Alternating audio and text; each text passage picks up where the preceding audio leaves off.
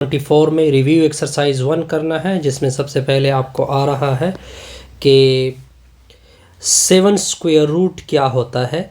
देखिए, जब आप 7 स्क्वायर रूट कैलकुलेटर से यानी पहले स्क्वायर रूट डालोगे, फिर 7 अंदर डालोगे, तब इसकी वैल्यू कुछ पॉइंट में आएगी। और जब इसकी वैल्यू पॉइंट में आएगी तो इसका मतलब इसका परफेक्ट स्क्वायर रूट नहीं है, और जिसका परफेक्ट स्क्वायर रूट नहीं होता उसको क्या बोलते हैं? इर्रेशनल बोलते हैं।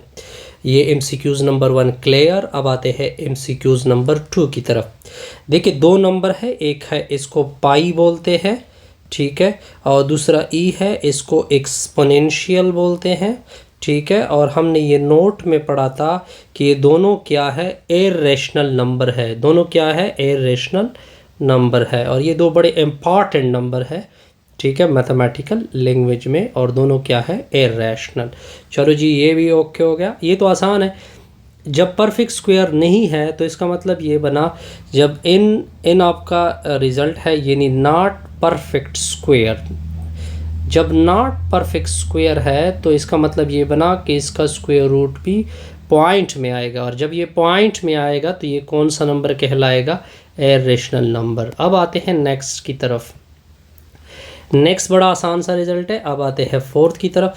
देखिए, ये स्क्वायर रूट का जो ये परफेक्ट स्क्वायर नहीं है तो ये कहाँ को बिलोंग करेगा? इर्रेशनल को। अब 5 स्क्वायर रूट को देखें, 5 स्क्वायर रूट भी परफेक्ट स्क्वायर नहीं है, क्योंकि इसकी वैल्यू पॉइंट में आती है, इसकी वैल्यू भी पॉइंट में आती है।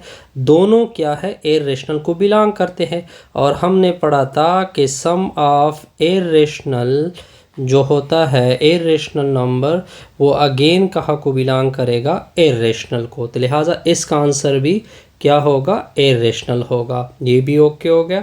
अब आते हैं नेक्स्ट की तरफ।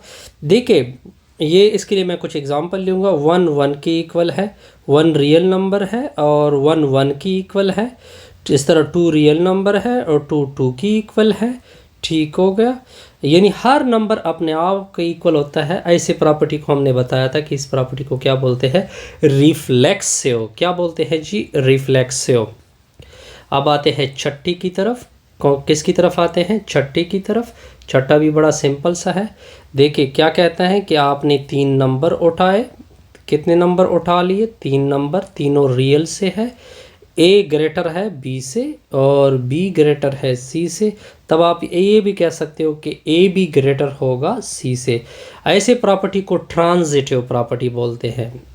या इस तरह भी कर सकते हैं, ऐसा भी दे सकते हैं कि A लेस देन B है, B लेस देन C है, तब आप कह सकते हो कि A लेस देन C है। इसी प्रॉपर्टी को क्या बोलते हैं? Transitive property. इससे हमारी ये वीडियो क्या होगी? कंप्लीट होगी, और लेक्चर नंबर 24 की।